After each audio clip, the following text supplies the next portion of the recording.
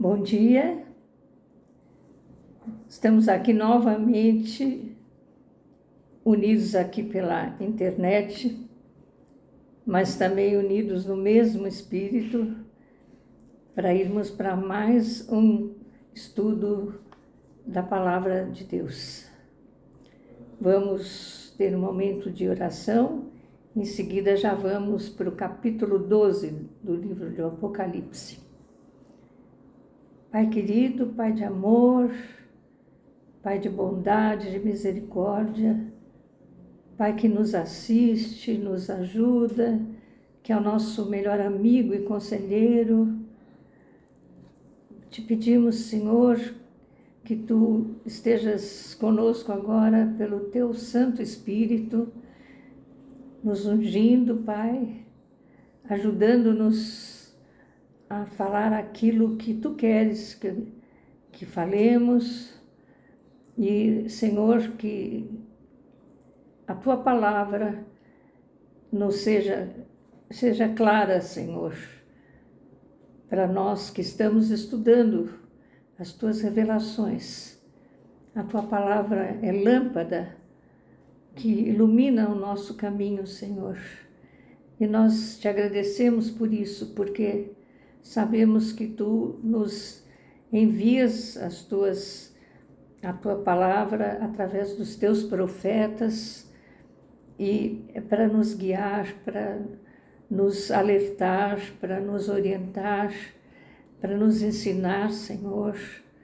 E nós queremos aprender mais e mais de Ti, Senhor. Ajuda-nos, Senhor, fica conosco, não só nesses momentos de estudo, mas sempre. Dependemos inteiramente de Ti, Senhor.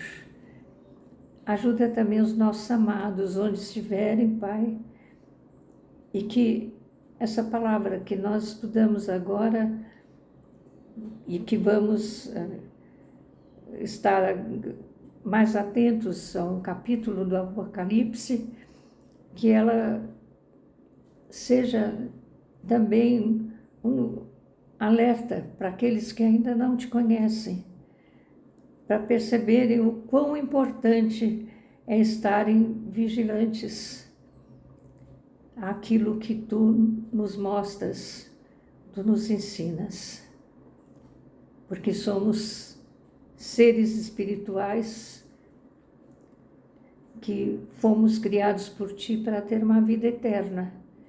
E é muito importante, Senhor, sabermos que onde vamos passar a eternidade depende muito da nossa fé. E a nossa fé é alimentada pela Tua palavra. Ajuda-nos, Senhor. Dá-nos mais e mais do Teu Espírito. Ensina-nos, Senhor. Vivifica-nos, Senhor. Nós oramos a Ti em nome de Jesus. Amém. O capítulo que nós vamos estudar hoje, nós estamos estudando os principais personagens e símbolos mencionados em cada capítulo do livro do Apocalipse. E o capítulo de hoje é o capítulo 12.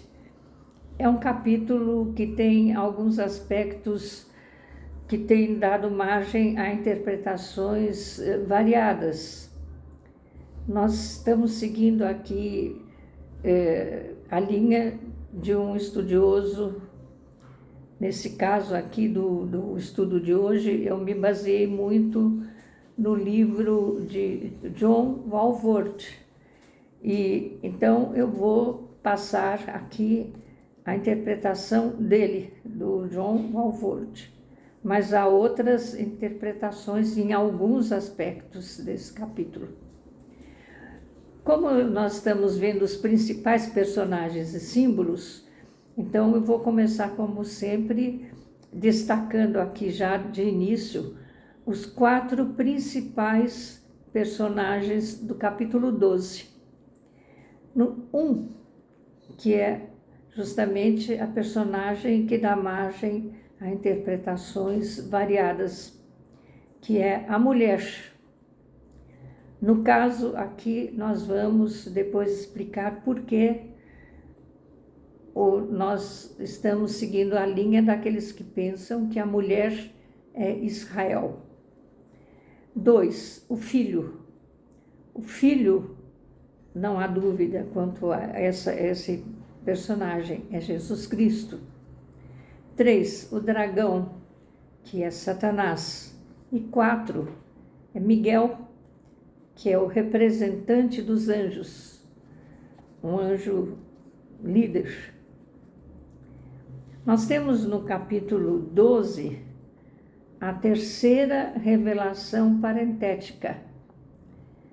Esse parêntese, que começa no capítulo 10, é interrompido pelo soar da 7ª trombeta, que passa a focalizar personagens importantes que terão destaque no tempo do fim. João registra a profecia sobre uma mulher e seu filho. Está aqui no capítulo 12, versículos 1 e 2. Viu-se grande sinal no céu, a saber, uma mulher vestida de sol, com a lua debaixo dos pés e uma coroa de 12 estrelas na cabeça, que, achando-se grávida, grita com as dores de parto, sofrendo tormentos para dar à luz. Uma das maiores dificuldades na interpretação da profecia ao longo dos séculos da existência da Igreja é a tendência de tomar passagens que se relacionam a Israel e interpretá-las como se referissem à noiva de Cristo. A noiva de Cristo sabemos que é a Igreja representada pelo seu povo, o povo eleito, a raça eleita, os remidos do Senhor. Então, voltando aqui, uma das dificuldades a interpretação de quando se refere a algumas passagens que se referem a Israel, alguns interpretam como se referissem à Igreja na presente dispensação. Esse problema aparece neste capítulo, já que muitos intérpretes afirmam que a mulher é a Igreja. Para tornarem essa profecia relacionada à noiva do Cordeiro, recorrem à interpretação simbólica, a fim de desconsiderar qualquer cumprimento real dos elementos preditivos. Mas uma explicação bem melhor seria tomar este capítulo como referente a Israel, pois tal posição é sustentada pelos detalhes da mensagem profética. Os capítulos 12 a 14 do Apocalipse apresentam 7 importantes grupos de personagens, a saber, a mulher que representa Israel, 12, 1 a 5, o dragão, que representa Satanás, 12, 7 a 17 e 13, 1, 2, 4 e 11. O Filho, que é Cristo, 12, 4 a 16. 4, Miguel, representante dos anjos, 12, 7 a 9. 5, os 144.000 que representam os remanescentes de Israel, que está no capítulo 14, 1 a 5, e 7, 4 a 8. 6, a besta que veio do mar. Essa besta que veio do mar representa o ditador mundial do tempo do fim. Ela está mencionada no capítulo 13, 1 a 8. Sabemos que se refere ao anticristo. 7, a besta que veio da terra. A outra besta veio do mar. Esta veio da terra, que é um líder religioso, ou seja, o falso profeta, E este falso profeta, ele apoia o ditador, que é o anticristo. Se quisermos interpretar adequadamente as predições desta sessão do Apocalipse, é necessário que dispensemos rigorosa atenção aos detalhes de cada um desses personagens. A mulher, ao ver desse intérprete que estamos seguindo hoje, não é a igreja, mas Israel, vista como a matriz, aqui não seria a mãe, a matriz da qual veio Cristo. Cristo teve, como sabemos, uma mãe humana que foi bem-aventurada entre as mulheres, que é bem-aventurada entre as mulheres, que foi Maria. Mas aqui não está se referindo à figura humana de Maria. Está se referindo da onde veio, a matriz da onde veio Cristo, que é Israel. Cristo veio de Israel. Nas Escrituras, a mulher muitas vezes é usada para representar diversas entidades. Por exemplo, Jezabel significa uma religião falsa. A meretriz do Apocalipse 17, ela representa a igreja apóstata do fim dos tempos. A noiva é a esposa do Cordeiro, que está lá no capítulo 19, 7, representa a igreja em união com Cristo na glória. Israel também é representado como a esposa de Yahvé, a qual lhe foi infiel. Nessa descrição está o verdadeiro Israel, ou seja, aquela porção do povo fiel a Deus, porque há uma porção também do povo fiel a Deus ali. A afirmação de que ela está vestida de sol, com a lua debaixo dos pés, no capítulo 12, versículo 1, é uma alusão ao sonho de José, que ele vê o sol e a lua e 11 estrelas prostrados diante dele. Isso está em Gênesis 37, 9. O sol e a lua, naquele contexto, se referem a Jacó e a Raquel. A respeito da mulher, João diz que ela tem uma coroa de 12 estrelas na cabeça. No sonho de José, as estrelas, os filhos de Israel, distinguem-se com a presença de uma 12ª, que representa o próprio José, o qual não aparece no sonho com essa caracterização. Israel, obviamente, é muito importante para a história da humanidade e o desdobramento dos propósitos de Deus. O fato de a mulher estar grávida e sofrer dores de parto é entendido como a experiência de Israel ao longo dos séculos, no aguardo da chegada do seu Messias, aquilo que eles estão aguardando até hoje. Seus sofrimentos referem-se à nação como um todo, não a Maria, mãe de Jesus, como pode parecer à primeira vista. João registrou: viu-se também outro sinal no céu, e eis um dragão grande e vermelho com 7 cabeças, 10 chifres e nas cabeças 7 diademas. Versículo 3. Este dragão refere-se, em princípio, ao Império Romano.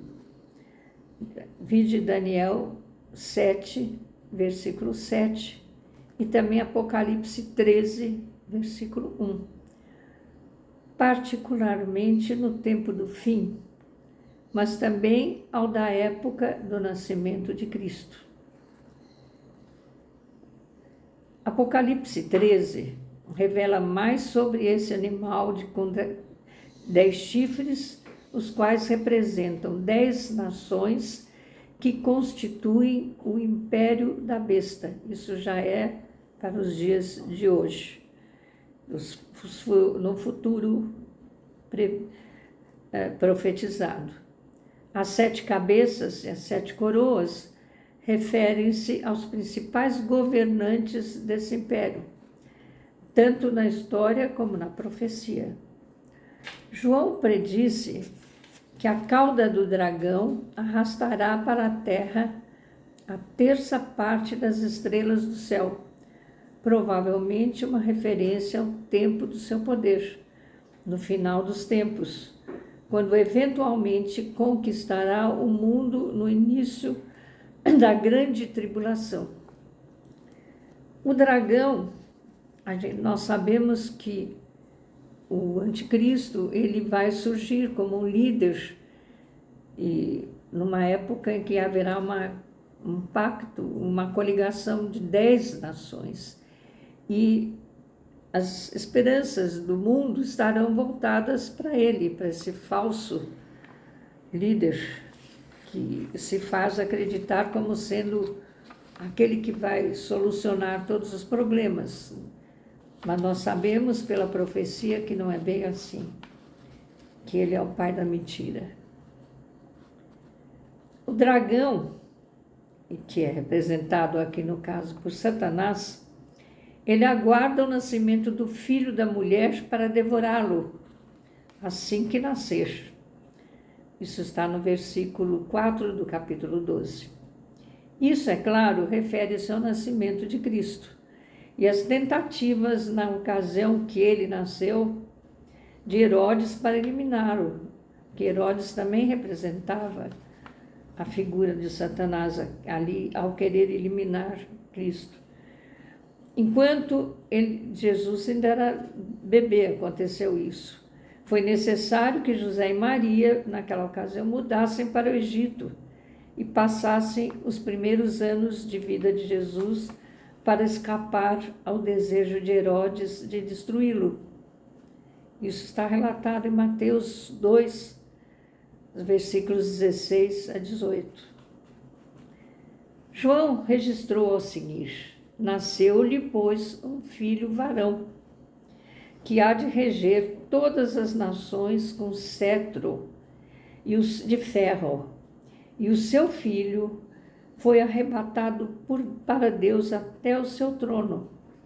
A mulher, porém, fugiu para o deserto, onde lhe havia Deus preparado lugar, para que nele a sustentem durante 1260 dias. Isso está em Apocalipse 12, 5 a 6 e 6. Sobre a identidade do filho, o texto indica que se trata de um filho homem. Ele é descrito como o que há de reger todas as nações com cetro de ferro. Isso se encontra registrado em Apocalipse 19, 5, como uma referência a Cristo, e se cumprirá no reino milenar, conforme predito em Salmo 2:9. Com vara de ferro as regerá e as despedaçarás como um vaso de oleiro. Jesus também é objeto de mensagem profética como governante sobre Israel, mas é tratado aqui de maneira mais terna. Vide Lucas 2, 32 e 33, que fala de Jesus assim: ele será grande e será chamado Filho do Altíssimo. Deus, o Senhor, lhe dará o trono de Davi, seu pai. Ele reinará para sempre sobre a casa de Jacó, e o seu reinado não terá fim. Sobre a afirmação de que o menino será arrebatado até Deus, há quem atribua a libertação do Egito após a morte de Herodes, mas o mais provável é que se refira à ascensão de Cristo. A mesma expressão arrebatado, entre aspas, é usada para descrever o arrebatamento da igreja. Em 1 Tessalonicenses 4:17. O de Paulo também, ao ser levado ao céu, numa visão que ele fala em 1 Coríntios 12, 2 a 4. Paulo teria sido arrebatado em espírito. E o transporte de Felipe pelo Espírito Santo, Espírito de Deus, que está em Atos 8, 39. A afirmação de que a mulher, porém, fugiu para o deserto, onde lhe havia Deus preparado lugar para que nele a sustentem por 1260 dias, isso está no versículo 6 do capítulo 12, ela faz referência à preservação de Israel durante a grande tribulação. Vejam, esse período, 1260 dias, é muito significativo. É o período da grande tribulação. Isso também foi predito na profecia do Antigo Testamento em Jeremias 37, versículo 7, que fala: que grande é aquele dia e que não há outro semelhante. É tempo de angústia para Jacó. Ele, porém, será livre dela. Os 1260 dias são a exata duração da grande tribulação, que culminará com a segunda vinda de Cristo para estabelecer o milênio. Embora muitos judeus venham a perecer, conforme Zacarias 13:8, Israel como nação será preservado e socorrido por Cristo quando ele voltar. Vide Ezequiel 20, 33 a 38 e Romanos 11, 26 e 27. Quando fala que Cristo socorrerá quando ele voltar para estabelecer o seu reinado. O começo da grande tribulação, que é esse tempo de angústia para Israel, também será marcado por conflitos celestiais. João escreveu: houve peleja no céu. Miguel e os seus anjos pelejaram contra o dragão. Também pelejaram o dragão e seus anjos, todavia não prevaleceram, nem mais se achou no céu o lugar deles. E foi expulso o grande dragão, a antiga serpente que se chama Diabo e Satanás, o sedutor de todo mundo. Sim, foi atirado para a terra e com ele os seus anjos. Isso está em Apocalipse 12, 7 a 9. Anteriormente, o Império Romano fora descrito também como o dragão, mas aqui este animal está identificando o próprio Satanás, que de modo especial exerce controle sobre o governo mundial no período que antecede a segunda vinda de Cristo. Até que esse evento ocorra, Satanás tem acesso no céu e ali acusa os irmãos, assim como foi com Jó. O lançamento do diabo à terra marca o início do mais terrível período da história humana, a grande tribulação. João registrou a voz celestial que comemorava esse evento. Então, ouvi grande voz no céu proclamando: agora veio a salvação, o poder, o reino do nosso Deus e a autoridade do seu Cristo, pois foi expulso o acusador dos nossos irmãos, o mesmo que os acusa de dia e de noite diante do nosso Deus.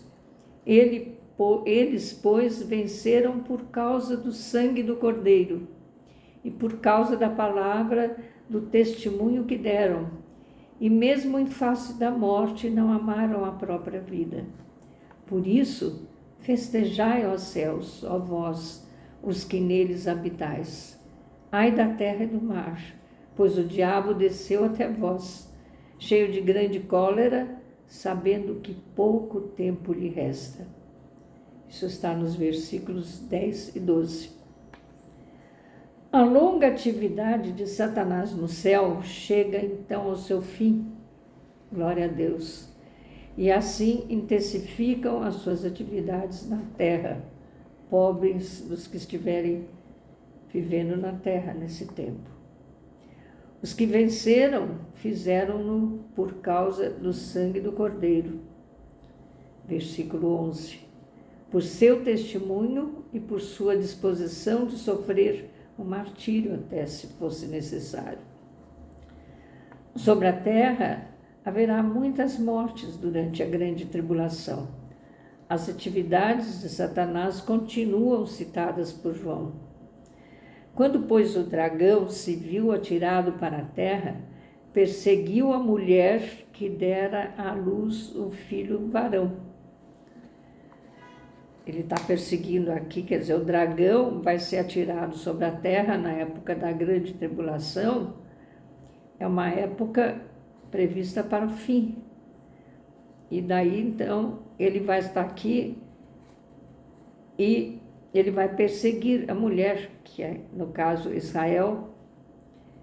E foram dadas à mulher as duas asas da grande águia, para que voasse até o deserto, ao seu lugar, aí onde é sustentada durante um tempo, tempos e metade de um tempo, fora da vista da serpente. Versículos 13 e 14. Nós sabemos que um tempo, tempos e metade de um tempo, representa os 3 anos e meio que vão durar a grande tribulação. É o segundo período dos 7 anos previsto.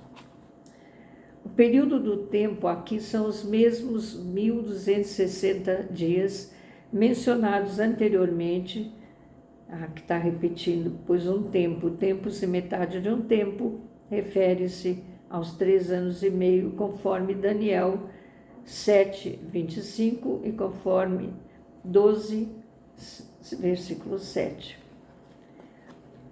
Como foi explicado anteriormente, embora muitos em Israel pereçam, de acordo com as palavras do próprio Cristo em Mateus 24, 15 a 22, alguns acreditam que haverá um lugar específico no deserto para o qual Israel fugirá. Outros interpretam como a segurança daqueles que sobrevirão. Isso só saberemos depois quem interpretou de maneira correta. João registrou ainda: então a serpente arrojou da sua boca, atrás da mulher, água como um rio, a fim de fazer que ela fosse arrebatada pelo rio. A terra, porém, socorreu a mulher. E a terra abriu a boca e engoliu o rio, e o dragão tinha arrojado da sua boca. Irou-se o dragão contra a mulher e foi pelejar com os restantes da sua descendência, os que guardam os mandamentos de Deus e têm o testemunho de Jesus, e se pôs em pé sobre a areia do mar. Embora o poder de Satanás seja tremendo, assim também é a força concedida aos crentes naquela hora, em que eles vencem por meio do sangue do Cordeiro e do seu testemunho. Versículo 11. E já caminhando para o final, a enchente despejada da boca de Satanás é provavelmente uma figura simbólica de tudo o que o diabo fará para destruir Israel. Isso inclui o falso ensino que surgirá como um rio impetuoso nos últimos dias.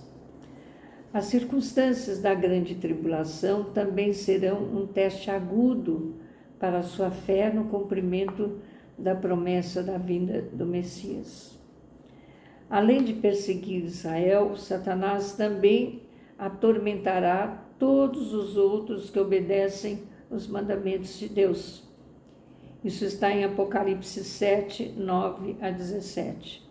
E nas muitas passagens que relatam os horrores da grande tribulação.